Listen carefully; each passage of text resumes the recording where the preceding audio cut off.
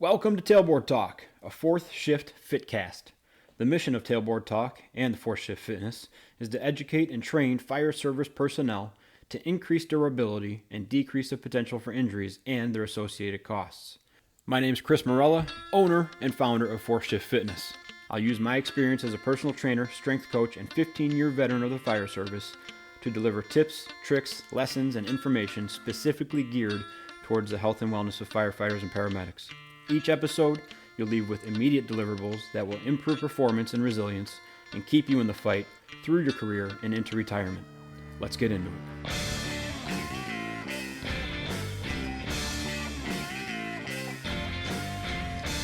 That's like if I start doing something, it'll pause completely, and then I get all these updates on my computer that pop up. And so it's like a 3-minute startup process now to get anything done, which is very annoying. But it also means that all I have to do is go and clean off all the stuff I download on here, like all the Canva stuff and all the downloads and all the recordings, and put them on the hard drive that I bought specifically for that. And apparently I'm just not capable of doing it. So I'll just suffer until my computer explodes and I have nothing left. It's just like me. It's old and tired and needs to warm up a little bit. It's fine. That's all it is. So welcome to Mindfulness Week of Spring for Change. We're back here on the podcast with Annette Zapp. And before we get going, a little bit of housekeeping. Just a reminder, we're donating all the money in April to the IAFF Center for Excellence. It's an inpatient facility, also a place that people can call into when they're having some struggles. So we picked a nationwide organization that you could feel comfortable donating to. If you have any questions, check in with our website. But to donate, you're going to go to the Fourth Shift Fitness webpage, which is just fourth shift, number 4th, shiftfitness.com.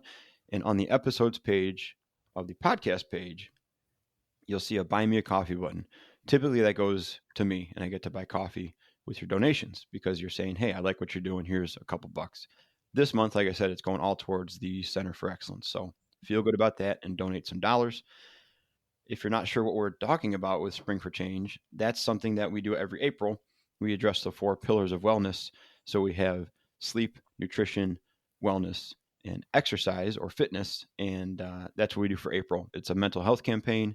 We try to teach a little bit and joke a little bit about those 4 things. So maybe someone can pick something up and feel a little bit better or use something in the future to be a little ahead of where they were last year, like Annette says. So without more introductions, welcome, Annette, to Mindfulness Week of Spring for Change. Hello and good morning. And I'm just imagining that by the end of Spring for Change, your listeners are going to be real tired of hearing from me. So just so they know, only 2 more to go. Yep. Well, yeah, we have today and Fitness Week. You wanted to talk about comparing before we get going. So what do you talk? All you said was make sure I talk about comparing today. I feel like we should talk about that. Yes. So I knew that you were going to pull your usual shenanigans where you make me come up with my 1 or 2 points that I have to share about mindfulness, and I will still do that. However, as I was driving home from my appointment, I realized that the one thing that allowed me to be much happier and much more grounded in my life and much more content was I stopped comparing myself to others. So, for example, there are lots of people that have businesses like we have, and you can drive yourself nuts comparing yourself to those people, or you can just stay in your lane, eyes on your paper, and do your thing the very best that you can and be happy doing it. And it's the same thing with firefighting skills. You can be all salty that, someone else got put on a technical rescue team, or someone else might be better at cause and origin, or you can just stay in your lane and stop comparing yourself. And for me, that was a huge step forward in my mindfulness and self-awareness. We jumped right into it. You went right to the last part of my thing. I have 4 things written down on my dry erase board desk, and you went right to number 4. Stop it. You didn't tell me what the 4 were. That's not fair. That's why, I didn't think we were going right into the deep end of this thing, but we're going to talk about that again for sure. And that's an absolutely perfect point. Side tangent. I just skimmed an article yesterday. I would like to say read it, but I didn't. You about, never read it. You always skim it. well, there's no abstract, so I had to do my best. And it was all about changing a culture from a competition culture and a box checking culture of output and considering tasks as achievements and getting away from that and going towards, hey, just get really involved and care about what you're good at and then do that thing really well. And I thought that was a great article because there was a lot of similarities I see. We have a lieutenant's test coming up at the end of this year. And for anybody that's gone through the process, a majority of that is just checking boxes. And it can be vastly inaccurate from actual fireground activities, but as long as you know what they're testing you on, you can do very well. And there was also a part in the article that was talking about how people are viewed as detractors or non-contributors if they're not interested in the next logical step of promotion or getting involved, when really they might be very, very good at something that is not involved with the promotion process, but you're going to tell them, forget that thing. You should be concerned about what I care about, which is false. So a little bit larger of a talk, but it goes exactly into what you're talking about, not comparing and just doing what you enjoy and what you're good at and have a little bit of a passion for. And that's going to get you much farther in your career and in your life than kind of trying to fit your square peg into a round hole about something you think is important that you don't really care about. Boom. Yeah. But let's start over. Let's start with point number 1. And I do want to pull a little shenanigan on you, because I want to get a reaction out of you, an honest one. So we're going to play a little bit of word association, okay? Oh And no. I Okay. forgot to write down my words. Let me write them down real quick. And there's no rhyme or reason to them. Okay, there's 2. And then we'll put this one down there. And then we'll put this one down there. Okay. So first word that comes to your mind. Ready? Okay. Boat. Yacht. Good. You could have said Wedney Lund on that, which we'll talk about later too. A But I boat. just thought about that. Yeah, I just thought about that. It was unintentional. Yeah, that's good. Candy. Brown. Nice. Horse. Hate. Coffee. Despise. Mindfulness. Difficult. Ooh, there it was. That was a good one. That's what I was hoping to get out of you. Why do you think you said difficult? This isn't a Because therapy session. I'm just asking questions. no, it's an ongoing process, and if you are not very attached to that process and putting in that work on a very consistent basis, it's almost an insurmountable task if you don't break it down into the little bitty pieces and just work on it a little bit at a time. That's a great way to think of it. I didn't tell you also this is a concussion test to see if your old age is catching up with you. So I'm going to ask you about those words in about 5 minutes and see what your short-term memory is like, okay? Oh God. All right. Okay. I agree. It is difficult. And we've talked before about this. The feeling that mindfulness gives me when someone talks about like their mindfulness practice or says like, I have a mindfulness question for you. It feels like I'm walking into algebra class where I'm like, oh God, this is a daunting subject. And I think I got a grasp on the very basis of it.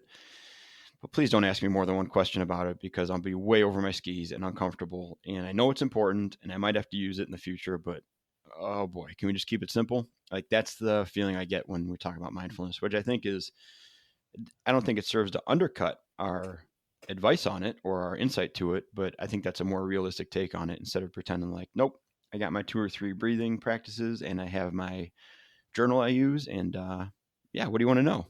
Like that's not realistic. We know very smart people that have devoted a lot of time to mindfulness and its study and practice, and they readily admit that it's tip of the iceberg kind of subject. There's an endless amount to know. Now let's move off of that was kind of your gut feeling about it, right? Kind of an emotional tie to it. When I Yes, tell you, that was a hard test, by the way. so what were do you remember the 5 words? So it was boat, and I said yacht. You're going double duty. Okay. Yeah, go ahead. You said candy, and I said brown because that's one of my coworkers. That's her last name. Brown or I candy? know you said mindfulness. I said difficult, and I feel like I'm missing 2 words. For some reason, you hate horses. Oh, they're awful animals. Oh, and Okay. coffee. Disgust. Yeah, a real visceral reaction to that one. Very good. Very good. Keep taking your ginkgo biloba, but you're on top of the brain game. All right. Part two of this. When I tell you about a mindfulness practice or a mindfulness tactic, what physical response does that make you want to do? Like, what action does that make you want to carry out or think of first? I actually get curious and I want to hear more. Tell me more so I can try it as well. Oh, okay. All right. That's a good one.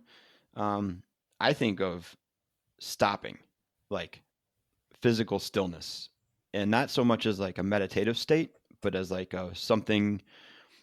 If mindfulness is being brought up and like, hey, I need a mindfulness practice, I view that as like things are about to go off the rails or things are reaching a critical state, and everything should stop for a second while we kind of get a grip and regroup. So that's Oh, good. You want to dig deeper, and I want to stop everything and kind of get a grasp on what the situation is before we move forward. And you want to dig deeper. I think those that's a good answer. I like that one. I wish I was more curious about it instead of just slamming the e brake on everything when things are approaching an apex. So through your curious, what are some of the more what mindfulness practices have you been curious about and then kind of latched onto and either told people about or started to use? so I've always been very curious about yoga, Okay. and because the postures, the poses, I guess you would call them, are so very inherently difficult for me, I find that yoga feels more like a boxing match. I feel beat up. I don't feel in my body. I feel out of my body while I'm trying to do yoga.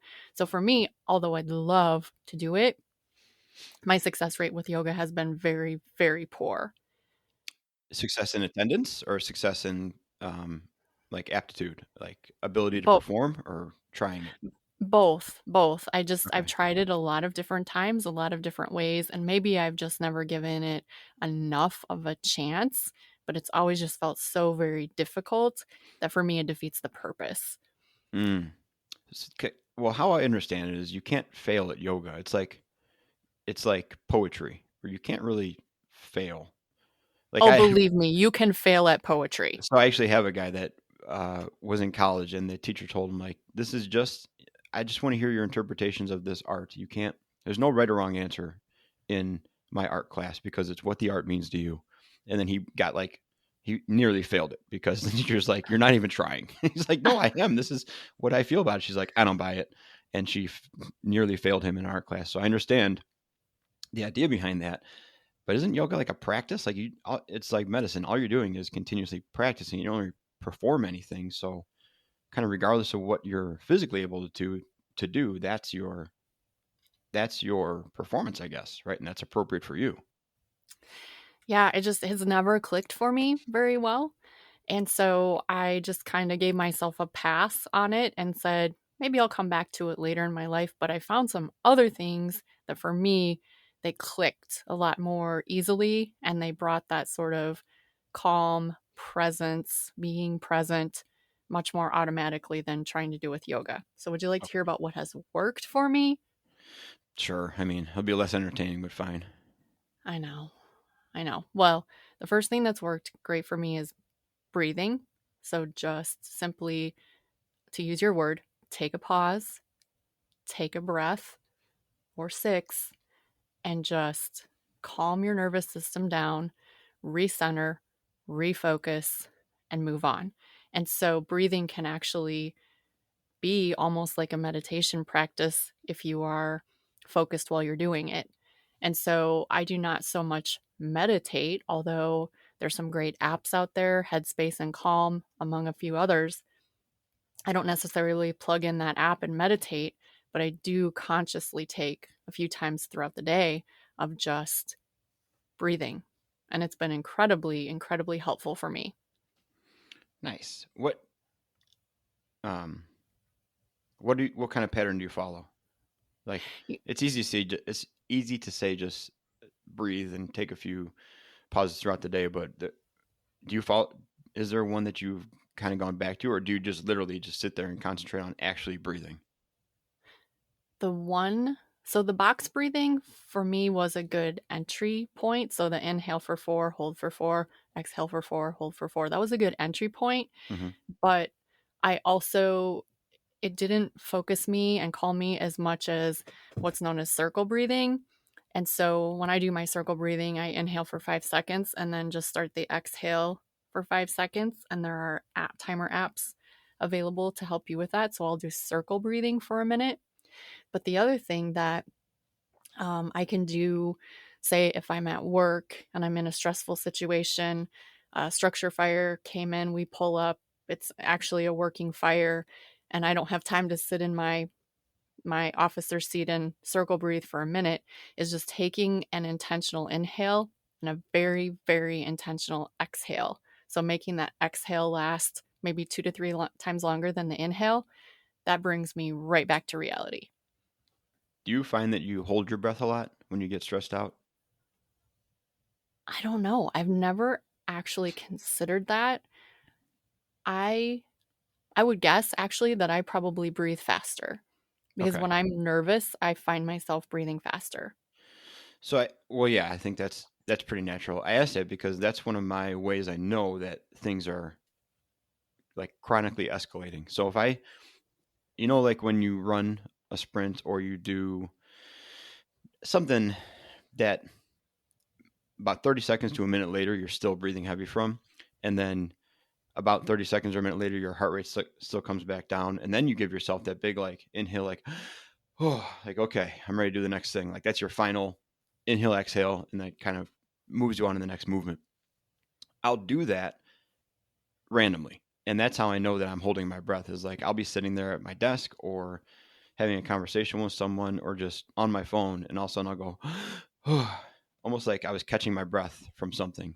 And I'm like, oh, that means that I'm getting stressed out because I'm starting to, without even knowing it, hold my breath or tense up or something.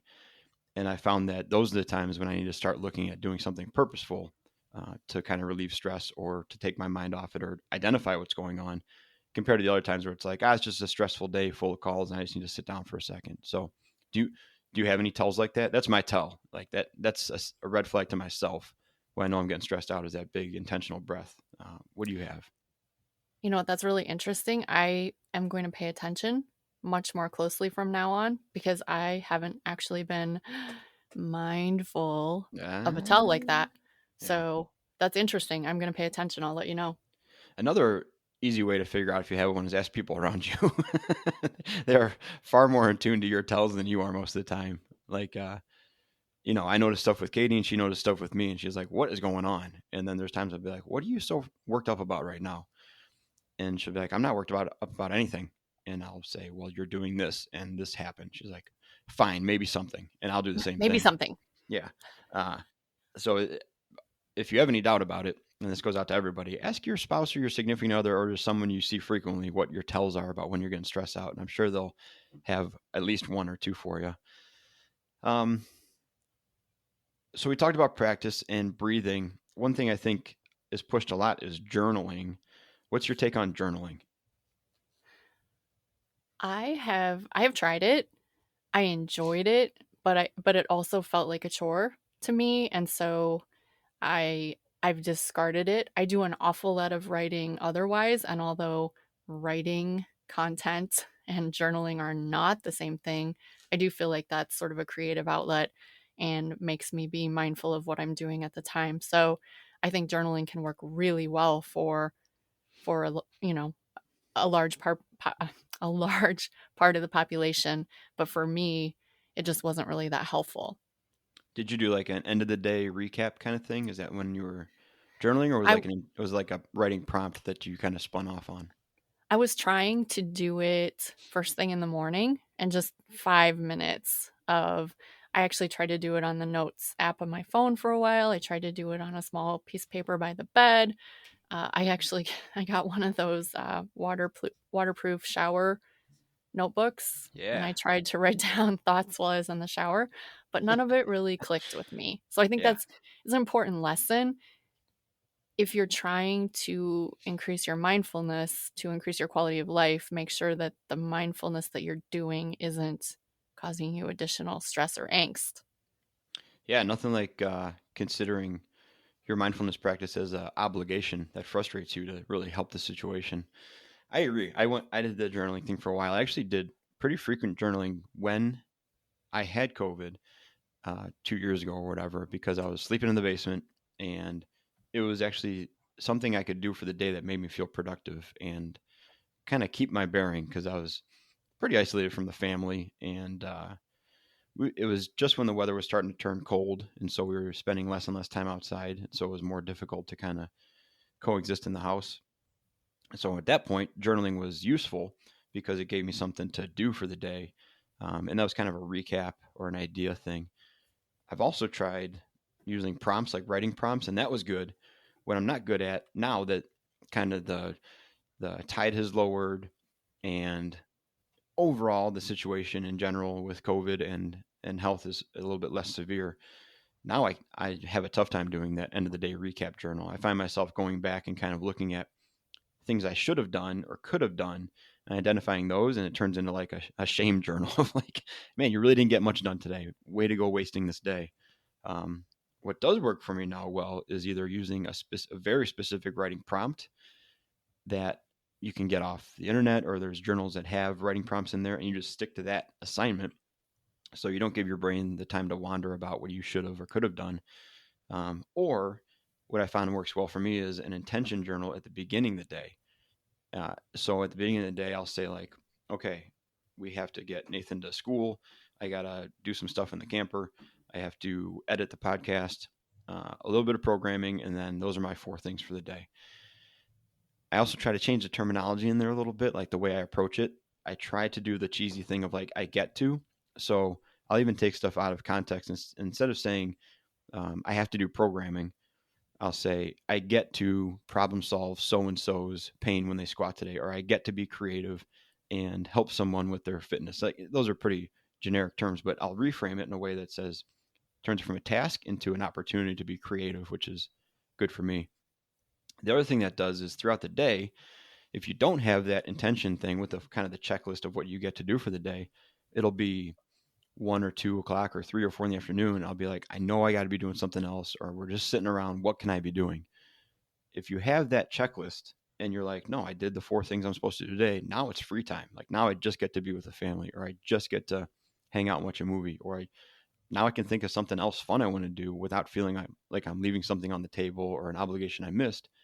It really puts a sense of calm in. So instead of doing end of the day recap journals, I went towards specific writing prompts or an intention at the beginning of the day with my opportunities. And I think that really, that's the way to do it for me. But like Annette said, it's all about finding what works for you. And if something that you're trying to do to help you is causing you more stress, then that's not the one for you. So I guess to recap this, or to kind of wrap this up, and we went kind of out of order, but I think this will be a good one to end with. Um, who cares? Like what's the big deal about mindfulness, and why do firefighters and paramedics and first responders, like, why should they give a crap about mindfulness? I would say that anything, arguably, anything that can improve the quality of your life and improve the happiness on a day-to-day basis that you experience, I would say anything that could do that is important. And once you become more present in the moment and you stop worrying about the past and you stop worrying about the future, you're just present in that moment. I think the opportunity to be much more fulfilled and happy in your life opens up. I like it. I like it. Have you found that with your mindfulness practice? I know you talked about, you in the past, you've talked about gratitude and the shift that's made for you. And then in the beginning, hey, let's go back to it. You talked about comparisons, right? And comparisonitis. I mean, how much of an impact would you say that's had in the past couple of years of everything? I think it's absolutely changed my life. It's completely changed my perspective. What other people are doing really isn't any of my business. If I want to look at someone else and let them motivate me to make moves or encourage me to grow, that's great. But if I'm going to feel crappy about myself by comparing myself to you, that's a waste of my time. So just being grateful for the opportunities that I have and recognizing that that's what's important has made me so much happier. Do you feel like you've looked back then too and stuff that maybe 2 or 3 years ago in the moment you were frustrated about because you're comparing yourself, and now you look back on it and you're like, hey, I was doing pretty good. Like that wasn't half bad at all, and I should have really been more excited about that as opposed to being so concerned about it and kind of treating it as a frustration. 100%. And I don't remember who said it, but comparison is the thief of joy. And this will be my final thought because I know you're going to ask me for one. If I hadn't had, if I hadn't already assimilated this whole idea of I don't compare myself to other people are not my competition, I want to collaborate with other people. When I had the opportunity to meet you in 2019, we wouldn't have become friends because I would have been looking at you as my competition, not someone I could collaborate with. And I would have been comparing myself to you instead of just cheering for you on the sidelines and vice versa. So it truly does matter. Well, yeah, we can both agree that um, if one of us benefited from you taking on that mentality, it was me. Because if you just stood up there and compared yourself to me, that would have done nothing but made you feel good about yourself and check one more adversary off the list and just keep on moving. I would have been left in the dust. Um, You're ridiculous. well, I do remember that your coworkers were very uh, apprehensive about you talking to me. They were not on board with us being friends because I was the thief of your joy at that time in their eyes. Right. They were very unsettled because I we got into our seats for the opening keynote and I said, "I'll be back. I got to go find this guy who's presenting, same kind of stuff with me. I got to go meet him." And they're like, "What? He's your competition. Why would you want to meet him?" I said, "No. He's a collaborator. We're Yeah, going to build a bigger table." you're like, no, just wait to hear him talk. He's got nothing going on. Don't worry about it. So, he sounds like he drags his knuckles on the ground. I wouldn't sweat him too much.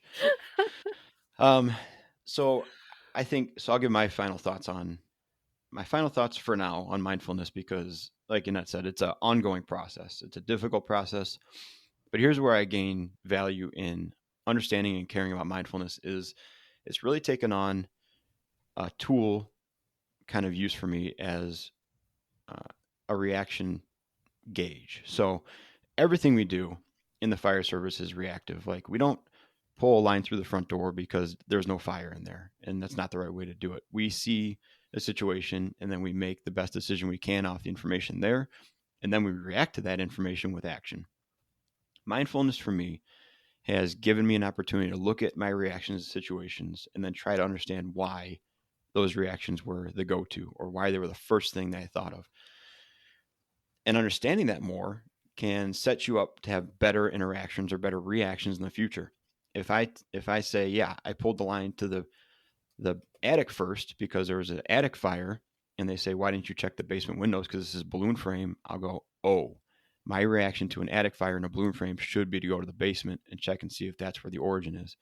If I don't learn those lessons, I don't go back to find out why I made those decisions or reactions, then you're just going to keep making the same quote unquote mistakes and over. So mindfulness for me gives you a second to examine why you did things or why you had the reaction to things, mostly emotional, right? And then sometimes physical, why you had those reactions, and then kind of dissect them and say, was it what I would consider right or what I would consider wrong or inappropriate or useful or not useful?